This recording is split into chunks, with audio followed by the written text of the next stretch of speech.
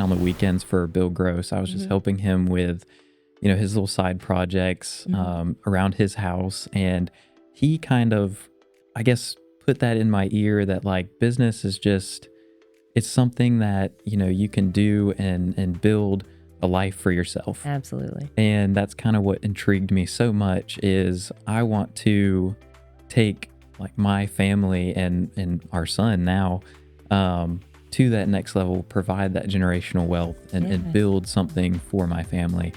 What's up, Camden County? You are catching episode 66 of the Getting in Your Business podcast. I'm your host, Alison Shores from the Camden County Chamber of Commerce. This Getting in Your Business podcast is made possible by our Chairman Circle sponsors, Georgia's Own Credit Union, Lockheed, Comcast, Georgia Power Company, Sparklight, Plug Power, St. Mary's DDA, TDS Telecom, and Ameris Bank. Thank you to all of our sponsors. Whew, that was a lot to get through. All right. Today, guys, in the studio, I have some really cool people, and I'm so excited to talk to them. We've got TTT Equipment. We've got Brennen and Kinsey, and I'm so excited that you guys are here. So thank you for taking the time to come on the podcast. Yeah, thank you for having us. Yeah. All right. So, man, before we dive into all things TTT Equipment, I want to know a little bit about you guys because I don't know if people know you, so I want them to know a little bit about you. So, Brennen, tell us all about it. So I am Brennen. I grew up here in Camden County. I went to school here. I go to church at the harbor. Yeah. So I was born and raised here. I love that. I love when Camden County, born and raised, comes back and starts a business. That's my favorite stories of all time. Now, Kinsey, how did you get here? Oh, here. That's a long story, and I don't know if we have time, but I would say I was technically born and raised here. My grandma used to own Coastal Floors, and my aunt owns Sam Pickering. Okay. So I come from a very, self-employed family, and Camden's it's at our center.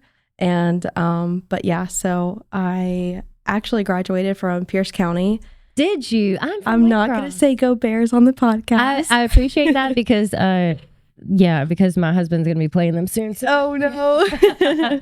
But so I graduated from Pierce County. And then after I graduated, I moved back here because I may or may not have fallen in love with a certain someone. See, Brennen, it's all your fault. Yeah. I love it. Brought her back. Yeah. I love it. But, I'm back to my roots and we're doing what we love. So, well, I will tell you this from the moment I first met you, like a year ago, maybe? Yeah. When it was something different, we were like, I was like, those are the cutest. Like, y'all are so, I just love it so much. Yeah. So we're so glad you're here. I'm glad that you came back and opened up this business together. I think that's amazing. Now I want to talk about the journey to actually getting to opening a business, because let's be real, owning a small business, opening up a small business, it's hard. It is. I don't want anybody to think that like you just open up a small business and then you're rich. That's, right. That's not how it goes. And so a lot of times, I think people don't understand you have to, and I don't want to use the term fail, but sometimes you have to like redirect, or you have to maybe add this or do this. And you're a perfect example of that. And I want you to kind of tell people your journey to where we are now. Yeah. So I would definitely say that a lot of people, the stigmatism is that, as soon as you start a business, you're going to immediately start making money. Yeah. And it goes way beyond that. I mean, it goes to, you have to do the research, you have to be organized, and you have to like continually adapt and change to what the market is wanting. Absolutely. I started off doing drone photography for real estate agents in high school. And you did that in high school? I did that in high school. That's cool. So I would get out of high school, I would call, Jenny Jacobs was actually like a huge supporter of mine, like early on. And she would say, these are the addresses you need to go to. And, I would go out there, fly around them, do some photography, put together these videos. And I didn't charge a whole lot for them. I mean, it was just something that I could do, get my foot in the door, kind of learn the fundamentals of the business. And, that was very big. And then kind of when the market shifted in real estate, kind of COVID came by, the real estate market soared. It took off. houses were selling so fast that they didn't need real estate videos. So that's kind of when I saw we need to shift. We need to change. This is not going to be something sustainable. Yeah. So we But started, you would think in your mind, like if real estate agents are doing well, that you would be busy as well. But when they're not even staying on the market for 24 hours, you don't have there's no point. Right. We were hearing about houses that sold without even being listed. Like they were being sold without photos. The addresses were listed and that's it. Listen, when my husband and I were moving here, it was so difficult. And like we couldn't even see a house. Like we'd be like, okay, we'll go see that one. It was already had a contract on it. And I'm like, wait, what? Yes. Like, no, we need somewhere to live. Yeah. And but anyway, okay, continue. And so whenever I started that business, I was actually working like kind of a part-time job. I was working on the weekends for Bill Gross. I was just helping him with, his little side projects around his house. And he kind of, I guess, put that in my ear that like business is just, it's something that, you can do and build a life for yourself. Absolutely. And that's kind of what intrigued me so much is I want to take like my family and our son now to that next level, provide that generational wealth and build something for my family. And help people throughout the way, get people back up on their feet and help them create that as well. I love it. So I bet you learned a lot working with Bill. I did. I used to call him Uncle Willie. Yeah. And I love he that. would call me the Brendenator. Yeah. And that's just kind of how. Just wait. Yeah. Wait till I see Bill Gross. I have a lot of respect for Mr. Bill. Yeah. He's a great guy. So what were you doing? When you were working with him? I mean, it was anything. I would sort out bolts in his shop. I would take all tile off of his shelves and reorganize it. All the way up to him. I mean, he took me to Savannah a few times, and he would help me just build something, whatever it might be. Yeah. We would always be doing something, and I was always with him. And I love it. He told me that this is how he stays fit. Is working on the weekends. Oh, Bill. Okay, so where'd it go from there? So I noticed that it had to shift. We had to change. We had to do something different because as a business owner, not being able to do work for weeks and weeks on end, it's just not sustainable. Even in high school, I was still living with my parents. I was still, so I didn't have that expenses on that end. But I knew that something had to change if I wanted to be on my own. Yeah. So I started doing mobile detailing. Okay. I had a Mustang in high school. I had a Jeep first. I started with a Jeep. Oh, that Jeep. Oh, that Jeep. Listen, I love Jeeps now. You wouldn't have loved this one. I probably would have. It was rough. Listen, I would drive on a rough Jeep. But yeah, go ahead. But we fixed it up. Me and my dad actually fixed it up together, and it became the mobile detailing unit. Yeah. So I did mobile detailing out of the back of that Jeep, and then transitioned into the back of that Mustang for. It was a good bit. Yeah, it was a while. Okay. And so we noticed a lot of people were they were asking me powder coating. Who does powder coating? Okay, stop right there. Just for everybody out there, I don't want you to be like me, walking around saying power coating, because that's not what it is. It is powder coating. So just in case anybody needs to know that did not know that, it is powder coating. Continue. So I noticed a lot of people were asking, who does powder coating in town, and I said, I don't know. I don't know anybody in town that does it, honestly. I think you have to go to Jacksonville for that. And it kind of put that idea in my head that, maybe this is something that we can grow out of. I like detailing, but it's a lot of work. I'm going to not be so young one day, and I'm not going to be able to do this. And I just need you to know, you're going to wake up one day and you're like, what happened? Is it bad that we're already there? Not at all. Not at all. So I slowly started transitioning. I kind of got a very small powder coating setup and did like little valve covers, little motorcycle parts, things like that. And I realized that this is something that's needed here. Like I just saw where somebody powder coated a KitchenAid mixer. And I was like, I started looking around my house. Like, Yes. what can I get powder coated? How do you think it felt to like live with somebody who was just able to do that? So my question to you is, how much around your house do you have powder coated? So fun fact is my mom actually passed when I was young. I'm So I got her KitchenAid mixer. Vintage. And so I actually took that thing apart and he powder coated it for me. We just never actually posted it on our Facebook page, but yeah, he powder coated and all my like the attachments and stuff. Yeah. Stop it. I could not believe it. And if you haven't seen it, Zombie Coatings did that, and it was amazing. Yeah. I couldn't the color, everything. It was so beautiful. It was and that mixer was rough. So I'm assuming yours. I didn't see the before, but yeah, it was rough. But yeah, I'm sorry. Yours was rough. Well, I bet. Well, it's vintage. It's vintage, and I love that stuff. Like I have a lot of my grandmother's and even some of my great grandmother's stuff. Oh yeah. That family stuff's important to me. So yeah, I will say like one of his, outside of me, of course, one of his number one supporters is his mom. We love Lisa. Yeah, we love Lisa. Shout out to Lisa. Yeah, that's right. Yeah, and Mom. and of course his dad as well. But she had these chairs that were from one side of the family's grandparents. I couldn't tell you, but they were old, very old. Side, yeah. And we powder coated them for her, and just beautiful. She's got all kinds of things in her house that have been powder coated. Let me tell you. I bet.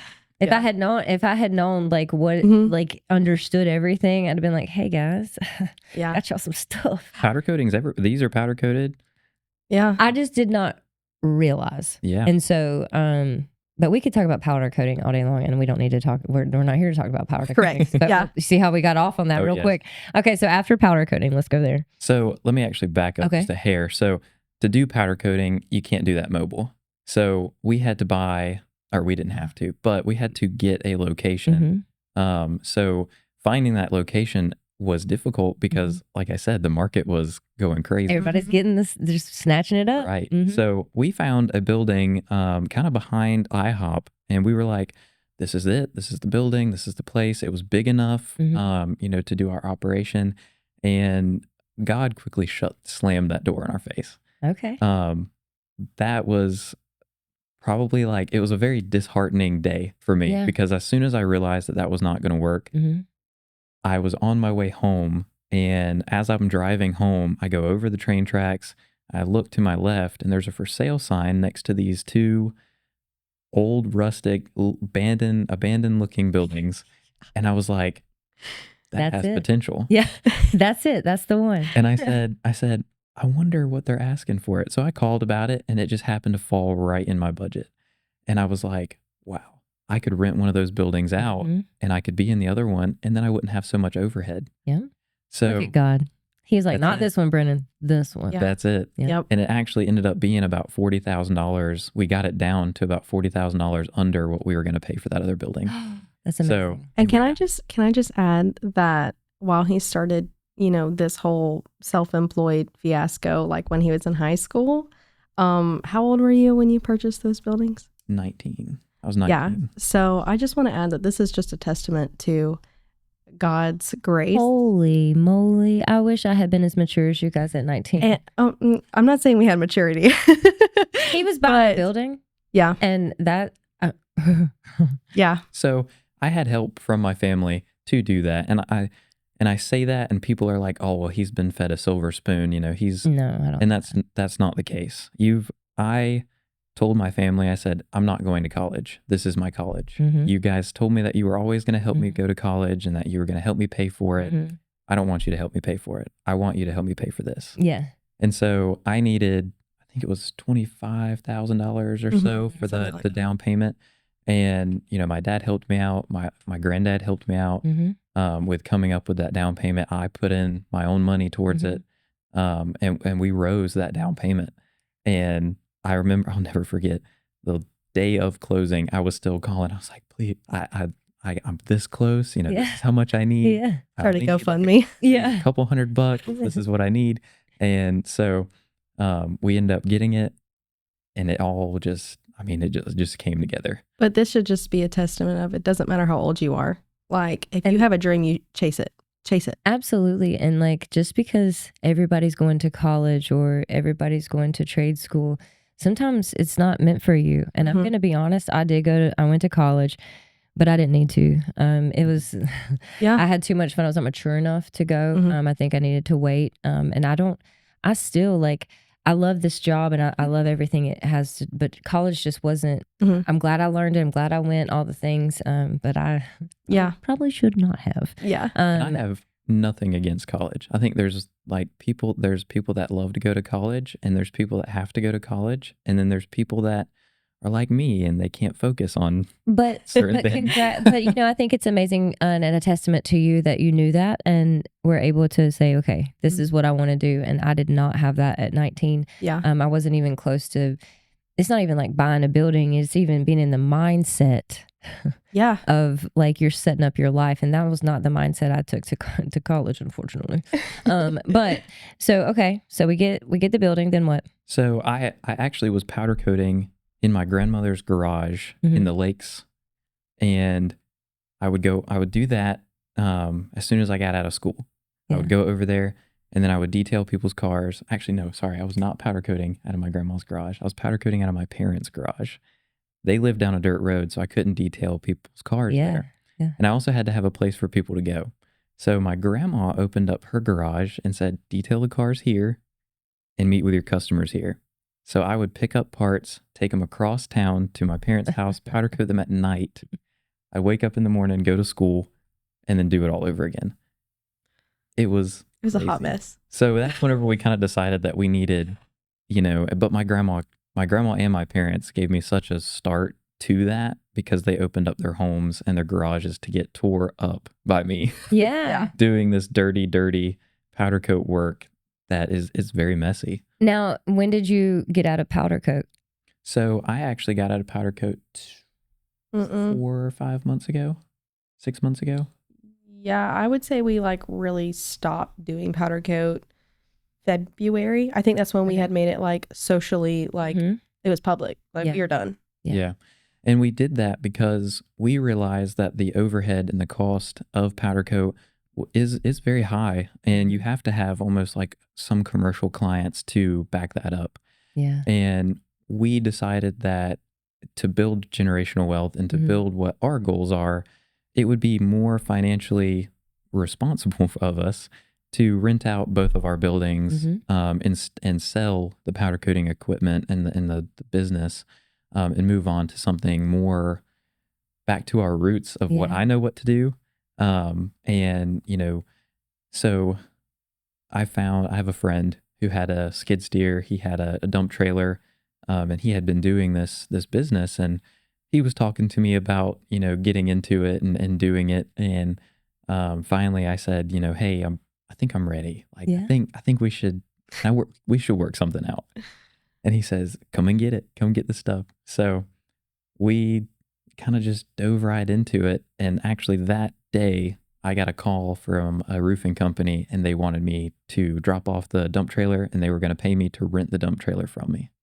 And you're like, yes, and I'm in the right business. Please. It was confirmation. Yeah, for sure. It was. Absolutely. And so that's how TTT equipment was born. Like relatively. Yeah. Now, what all work you say is skid steer? What is that?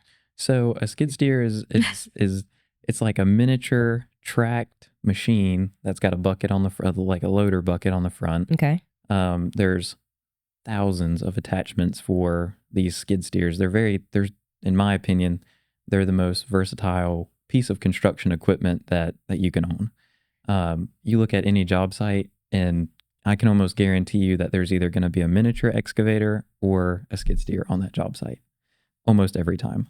I could probably ask you a million questions about all the equipment because I don't know. You just threw skid steer like, It's okay. I'm still learning. Yeah. I don't know. I'm like, well. Yeah. But so we're in hurricane season. Let's talk about that for a second. So how are you guys? Are you doing any kind of storm cleanup? Now, I know you're not taking trees off roofs and that kind of thing, but when, especially because I always worry about the elderly here when like storms happen and stuff, like who's picking up. I don't want them out there in their yard. I just think, you know, I know our churches do a good job with some stuff, but you know, and lately these storms have been like, it hasn't been a tropical storm or a hurricane yet that has come through here yet, but it's our thunderstorms honestly do more damage sometimes than our hurricanes do. That's what I was going to say. Like, my yard was a mess after this last one a couple of days ago, and I was just like, what? Yes. What? And we noticed like a lot of people after that hurricane last season, I mean, especially up into like Augusta and Waycross, Blackshear, they were hurting. They got hit pretty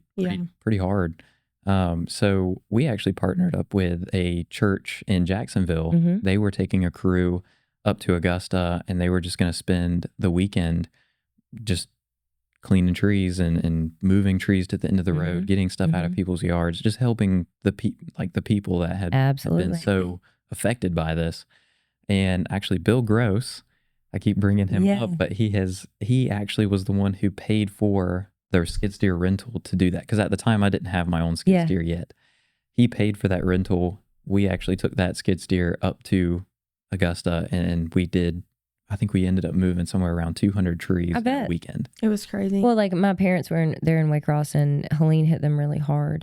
They weren't expecting it. I mean, I couldn't even get to them. There were so many trees down on their street. So I had to go the back way, get in there. And, you know, my husband and I were helping them clean.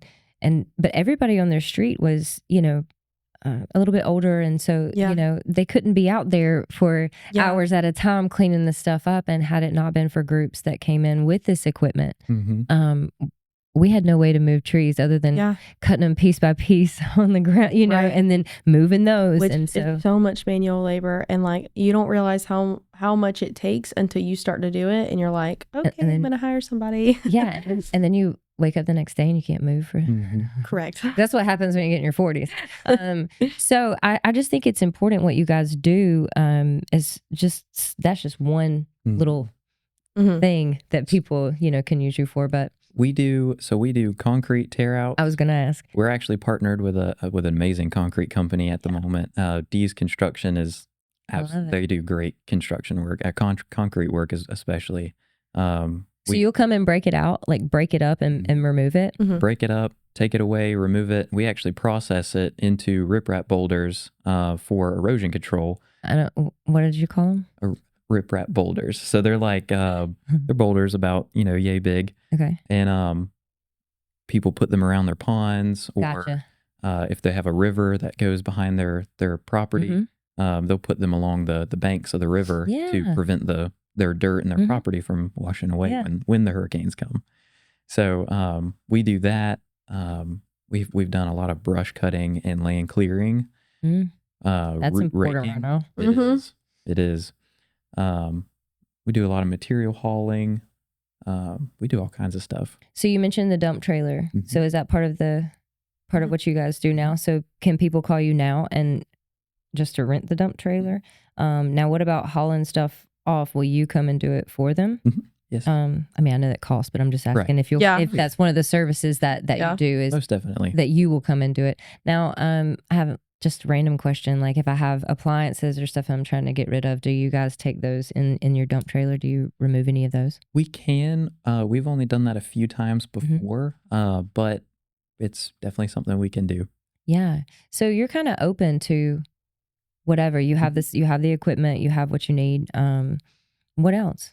We do a lot of site prep on the residential side. We do a lot of we honestly, mainly it's prep for the concrete. It's prep for concrete work.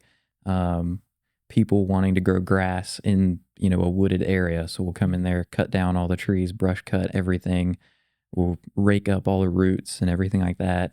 Put fresh topsoil down, seed it, get it nice and grown. Yeah, we get you ready for that contractor to come in and build you a house. Whoa. What you just said to all, like that whole process, whoa, that's a lot. It is. Good thing we find it enjoyable. We do. I hope so, because that sounded to me was like work. Yeah. And in this heat, Brennen. It's a struggle sometimes. I'm not even out there working. So that kind of segues into what you do, because you have I want to shout you out for just a second, because not only are you wearing a lot of hats in this business, supporting what you guys have going on, but you're also in school. Yeah, I am. And that's huge. It is. And I think that's just a testament. I wish people knew how many business owners are in this. You know, when it's a family business, like, it's all hands on deck. And it doesn't matter what time or if the baby needs, nothing matters. You're trying to run all this and you got to keep it together. So you're, not only are you keeping that part together, not that your part is not important. Oh, no. But, you know, but you're taking care of your son and you're going to school. And that's a lot. And I just want to commend you for that, because it is. And that's remarkable. And I will say, like, I feel like we're just a perfect example of, you know, best of both worlds, because it's like kind of what he was saying about, like, some people are made for college and some people aren't. I didn't go to school, you know, after high school. Like, I didn't even do one college class. Okay. Like, I had no experience whatsoever. And his route was not the college route. And at the time, mine wasn't the college route either. I mean, I just turned 23, and I would say college has been on my mind for a good bit, I'd say, but I'd probably say like a month ago, I was like, you know what? I'm actually going to do this. I'm going to bite the bullet and I'm going to go back to school, you know, because it's more than just getting an education for me. It's proving to myself that I can do this. I can run a business alongside my husband and also be a mom and a wife, and, you know, what other hats I wear. I can do it. You're so busy. Like, oh, you wouldn't believe, man. but that, I mean, what all are you doing? What are your mini roles in TTT? Yeah. So, as far as the business goes, I do pretty much all of his social media. So that's kind of exciting. It's kind of a route that I've taken. I'm like, okay, I actually like, this is fun. It's creative. I'm a very creative person. I do that. I do all his books. And I try to do a lot of the customer interactions. So they're not just seeing one face, they're seeing two, and they're seeing that, hey, we're a small business. You know, you're a little team. We are. I love it. And I will say that is very important. Like, your partner means so much if you're trying to build a business. For sure. And to find the right person is very important. And I could not do it without your help. Now, all of that is to say, when you were still detailing, I think that's when we finally were together. I was not on the same page. Let me tell you something, fighting tooth and nail, because I was like, you just need to go get a job. Like, and I'm just being honest with y'all. Like, not getting a paycheck every week. Steady income. Not getting a paycheck every week is terrifying. It is. And I just think people need to understand, you know, what these small business, what you go through. I think it's important. A lot of people say, like, oh, well, you've been in business for 5 years. You must be a billionaire by now. No, brother. It's very far from that. Yeah, and you can work your whole life and still not be a millionaire or a billionaire or anything in small business. And a lot of times you're bringing, you know, while you are trying to make a living for your family, but you're also bringing your passions and things that you're good at, you know, to the table, to your community. And I don't know. It's just, I love my small business owners. Y'all are the hardest working people I know. Yeah. And we have a great community of them here in Camden. Now, I want to talk a little bit about, like, how people can get a hold of you. Was there any other thing you wanted to mention with TTT that you do? Because I just want to put the long list out there, because I don't know who needs what, but I do know we're in a process of growing and changing, and a lot of changes are being made. And a lot of times people are like, Alison, I'll get random phone calls. Do you know who can on my roof? And I have no idea what they just said. And I'm like, oh. Right. You know, or whatever it is, or, hey, I've got this tree, or I've got the, you know, and I'm scrambling to figure out, okay, let me figure out who does that, you know? But, so I want to make sure you have enough time to tell what all you do. So we really are doing a lot of the storm cleanup work. That's a big thing, especially in hurricane season now for us. The concrete removals are big. The site prep is big. And taking, you know, a very heavily wooded area from heavily wooded to ready for a house to be built on it, that is our main focus. That is our main goal. And that's what we've been doing a lot of. And we've seen a lot of success in that, because we we are that company that'll pick up the phone and be there when we make things that I didn't think we could even make happen. We make them happen because it's so important to that customer. And we want to make sure that the customer always feels like they are the most important person on this planet when we are working. And I will say, like, that is our number one goal, is like making sure that customer is satisfied, not only with our work, but just like with the overall experience, because small business, it just goes way beyond just doing the job. Right. It really does. And I could not agree with you more. And in a world where today customer service is not what it used to be. Yes. So I value the customer experience that we give here in Camden. I know it's not always perfect, but our small businesses, for the most part, they are born from people who absolutely care and want to give you the best service.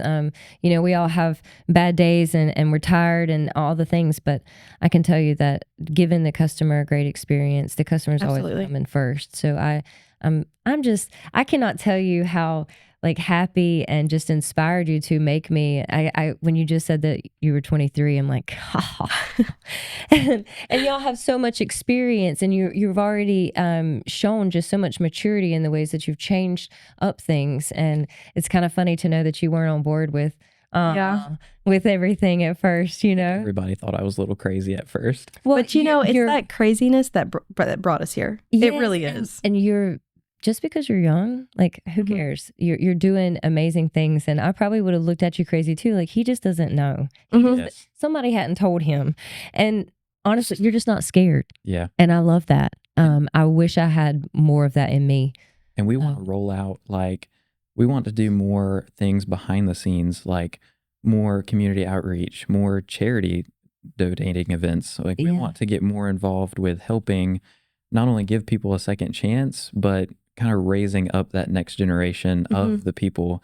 We have 2 guys that work with us that their situation is not really the best, but we call them our kids, because, and they're not very much younger than us, but their situation is just, it's not very great. And we saw a need, and we said, we are going to do something about that. And I will say, let that slide. Like, even after Hurricane Helene, like, what happened in North Carolina and like the Carolinas and all that stuff, like, it might not have been local, but we realized, like, we don't want that to ever happen to our community. And if it ever does, we want to be prepared to help our people. Absolutely. Yeah. And I think you guys are. And I'm so proud of you.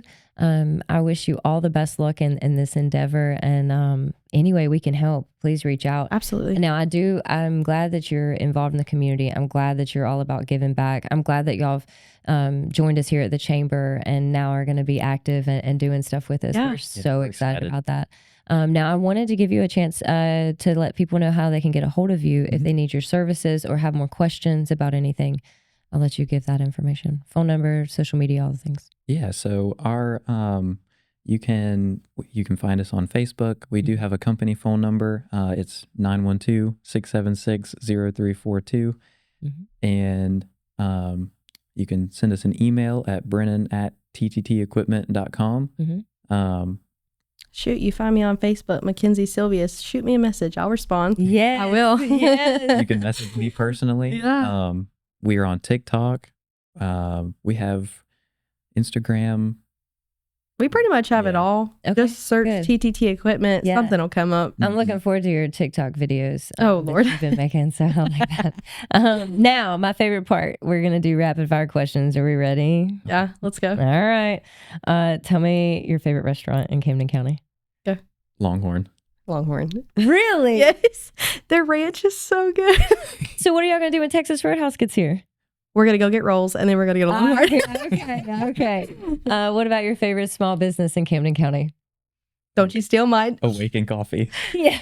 Okay, if you said Awaken, because that was my answer, I would say the Bloom Bar. Yeah. I love it. I love it. I love both those businesses. So are you early birds or night owls? I would say both, depending on how much work needs to be done. Oh, are you pleasant in the mornings? I feel like. No, let me ask Kinsey. Kinsey, is he pleasant in the morning? If he goes unbothered, yes, he's pleasant in the morning. Me too. If you don't talk to me, I am so pleasant. Yeah. What about you? I would say I'm an early bird as long as I have coffee in my hands within 5 minutes. See, and I was going to ask coffee or tea, so you're definitely coffee. Oh yeah, Tea. Your tea, even in the mornings. I don't hold it against him. It's kind of weird. It's okay. You know, he can't be perfect. You know? Right. So, That's right. all right. I'm lactose intolerant. Yeah. Is that what we're going with? Okay. That's funny. All right. Well, so was there anything you guys wanted to mention before we get off here? I would just like to say, like, don't let the stigmatism of self-employed, you know, just how hard it is to start a business, set you back from starting a business. Oh, good. Even if you have got a doubt, dream, go for it. yeah, do it afraid, do it scared, pick your heart and just do it. Like, we live by that. We do. Yes. Take calculated risks, though. Yeah. But what I love about both of you is you smile through it. You Everybody says that. ever since I've met you, We didn't used to. but all I've known of you is I see that y'all smile through everything, and like you tell me you're scared, but you're smiling when you say it, and you're like, Yeah. I mean, It is what it is. But I love that, and we're so glad you both are staying in Camden County and are here. Yeah. So guys, check out TT Equipment. Brennen and Kinsey Silveous are there to help you anything you may need with any upcoming storms or any land clearing, anything that you can think of. They've got it with outdoor stuff. So we're excited. Check them out. Check them out on TikTok because I definitely think you need to check out Kinsey's videos. Yeah. Guys, thanks for listening. You've caught episode 66 of the Get In Your Business podcast. Please like, share, and subscribe.